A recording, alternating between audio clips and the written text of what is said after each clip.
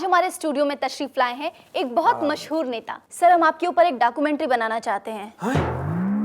क्या बनाना चाहती हैं? डॉक्यूमेंट्री।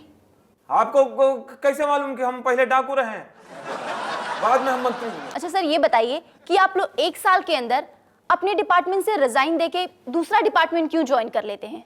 भाई देखिए, अपने यहाँ जो भी मंत्रालय है उसमें पैसा ही इतना होता है कि 1 साल तक नेता सेवा कर सकता है, अपनी अपने रिश्तेदारों की। सर, आजकल मैक्सिमम नेता अनपढ़ क्यों हैं? 75% लोग अपने देश में अनपढ़ हैं। जी।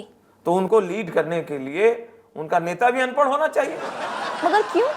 भाई इससे दोनों लोग एक दूसरे को समझ लेंगे, काम करना आसान होगा।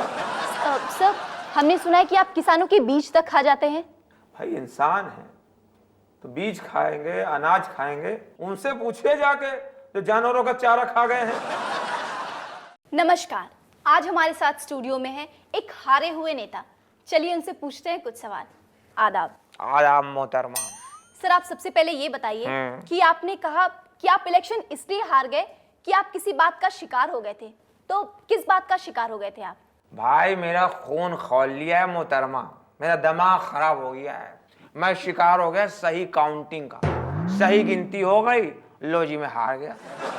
सर, लेकिन आपके बंदों ने तो जमकर बूथ कैप्चरिंग की थी, फिर भी आप हार गए। एक से एक बावले सब मेरी पार्टी में जमा हो गए।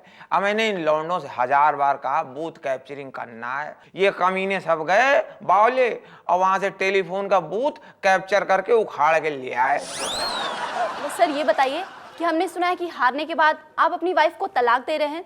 आप मेरी बेगम की बात कर रही हो? जी। मेरी बेगम का मत लियो बेवफा। अब जब रिजल्ट आए चुनाव के तो मुझे टोटल 1 वोट मिला है। अब 1 वोट तो मैंने खुद डाला है, ये मेरी औरत को वोट किधर जा रही है? सुबह सुबह 5 बजे तैयार हो गई, रिक्शे में बैठ गई पान खा के। ऐ चलो वोट डालने नहीं चलोगे? ऐ चलो। मैं बैठ गया, मुझे क्या मालूम बाजू में जो सामान रखा ये कहीं और जा रही है। नमस्ते साहब, नमस्ते साहब, नमस्ते। कौन? अरे साहब, हम आपके ड्राइवर गजोधर, हम ही तो आपकी कार चलाते रहे हैं। अरे भैया, हम तुमको नहीं जानते। अरे साहब, दिमाग पे जोर डालिए साहब, हम आपके ड्राइवर हैं। आपके यहाँ हमारा पगार निकलता है, 2 साल 3 महीने से तनख्वाह नहीं मिला है। अरे तो इतना टाइम काहे रुके थे? बस आपके वादे पे भरोसा किया रहा। हाँ, तो अभी 5 साल पूरा नहीं हुआ है, हमारा कार्यकाल खत्म होने से पहले हम तुम्हारा पूरा पगार दे देंगे। साहब ऐसा मत करो साहब दया करो साहब, हमारे बच्चे भूखे मर जाएंगे। अच्छा, तो अगर तुम हमारे ड्राइवर हो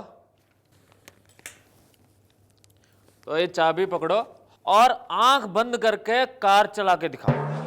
साहब आंख बंद करके कार कैसे चलाएंगे? अरे जब हम नेता आंख बंद करके सरकार चला सकते हैं तो तुम हमारे ड्राइवर होके आंख बंद करके कार काहे नहीं चला सकते? साहब कहाँ है?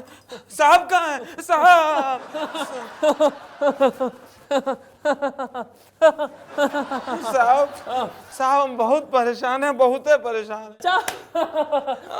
2 दिन से आपके बैंक में फोन लगा रहे हैं, शिकायत करने के लिए लगा रहे हैं कि फोन है कि लग ही नहीं रहा है। ओ भाई साहब, वो क्या है ना कि हम अपने कस्टमर को शिकायत करने का कभी मौका ही नहीं देते, इसलिए हमारे फोन ना बंद ही रहते हैं। देखो कैसे बेशर्म जैसे हंस रहे हैं। साहब ये बताइए, आप लोग हमें हेल्पलाइन नंबर दिए हैं, वो लगता नहीं है, इतनी दूर से आना पड़ता है। ओ भाई साहब, अब क्या करें, हमारी बैंक की जो शाखाएं हैं ना वो बड़ी दूर दूर तक फैली हुई हैं। अब वो सब छोड़ो साहब हमको आपके बैंक से कर्जा लेना है। कैसे एप्लीकेशन दे, कहाँ फॉर्म भरे, किससे मिले, क्या करें? ओहो, तो भाई साहब एक काम करो, ये एप्लीकेशन फॉर्म ले लो, लेकिन जो है ना सिस्टम वो 4 दिन के बाद खुलेगा, हमारा सिस्टम बंद है।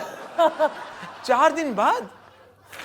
मगर ये तो आपकी समस्या है, उसमें हम लोग क्यों घुसड़ रहे हो? ना भाई साहब, आप यहाँ पे बिल्कुल गलत बात कर रहे हो। हमारे बैंक का नारा है कि आपकी प्रॉब्लम हमारी प्रॉब्लम, तो इस हिसाब से हमारी प्रॉब्लम आपकी प्रॉब्लम हुई ना।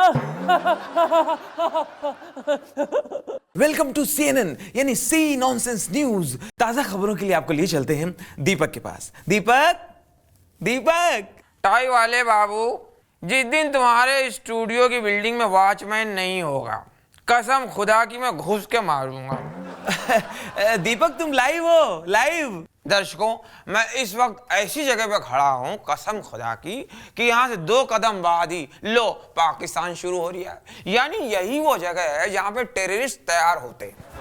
ये देखिए, यहाँ पे भाई किस चीज की ट्रेनिंग होती है। साहब जी हमें ये देखिए, इतने शातिर ट्रेनिंग दी जाती है कि इस बंदे ने मुझे देखते ही लैंग्वेज बदल दी। मैं पूछ रहा था किस चीज की ट्रेनिंग दी जाती है। खेतों की रखवाली करने की, ताकि जानवर खेतों में ना घुस सके। देखा आपने, ये आदमी कोड वर्ड में बातें कर रहा है। खेतों की रखवाली मतलब टेररिस्ट कैंप की रखवाली। ऐसे शातिर हो गए हैं टेररिस्ट। आपको इस ट्रेनिंग से हासिल क्या होता है भाई? साहब जी हमें इंडिया जाने का मौका मिलता है। इसने कहा इंडिया जाने का मौका मिलता है, मतलब इंडिया में हमला करने का। इतना शातिर है ये। लगे रहो दीपू। साहब जी क्या बात कर रहा है? हमें यहाँ पे वॉचमैन बनने की ट्रेनिंग दी जाती है। देखा आपने, पाकिस्तान की धरती पे नेपाली वॉचमैन तैयार किए जा रहे हैं। साहब जी आप क्या बात कर रहा है? ये इंडिया पाकिस्तान बॉर्डर नहीं है, ये इंडिया नेपाल बॉर्डर है। देखा आपने, ये कितना शातिर शख्स है। इसने अपने मतलब के लिए पाकिस्तान को नेपाल बना दिया। ये सब इसकी ट्रेनिंग का नतीजा है। कैमरामैन चेपू के साथ मैं दीपू फॉर CNN। और तेरे को तो देखता हूं मैं। नमस्कार, आपको हम सीधा ले चलते हैं अपने रिपोर्टर दीपू के पास। दीपू, इस वक्त की सबसे बड़ी खबर दिखा रहा हूं मैं। ये देखिए, इस चौराहे पर पड़ी हुई लाश कल रात से इसी जगह पर पड़ी हुई है। इसकी मदद के लिए अब तक कोई भी आगे नहीं आया। अरे तू मदद क्यों नहीं करता? अबे पागल के बच्चे, अगर मैं मदद कर दूंगा तो ब्रेकिंग न्यूज कहां से मिलेगी बावले? देखा आपने, बेचारी लाश कब तक यूं ही सड़ती रहेगी। अरे मेलिया, लाश किसको बोला रे तू? इसको। अरे मेलिया, ये मेरा मर्द है रे। दारू पी के रोज यहीं सोता है। पन तू कौन होता है रे इसको मारने वाला? देखा दोस्तों आपने, ये औरत कितनी खतरनाक है। इसने पहले अपने आदमी का खून किया, फिर बड़ी सफाई से उसका इल्जाम मेरे ऊपर लगा रही है। एक खूनी औरत का पर्दाफाश। ए, तू यहीं रुक। ए मेलिया, उठ उठ रे, उठ। ऑफिस जाने का टाइम हो गया तो भाई आधे।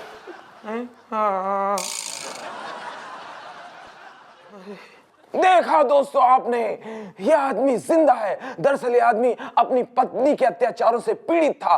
पत्नी से सताती थी, परेशान करती थी। एक पत्नी का पर्दाफाश हो गया। किस्सा जल्लाद पत्नी का। तू मेरे को जल्लाद बोला रे? देख तू अभी। चलो घर जाओ अभी के अभी घर निकल। हाँ, तेरे न्यूज की तो ऐसी की तैसी। मेरे को जल्लाद बोला रे तू? अरे मेरी ड्यूटी है। मारो मारो मारो। अरे मैं अपना काम कर रहा हूँ।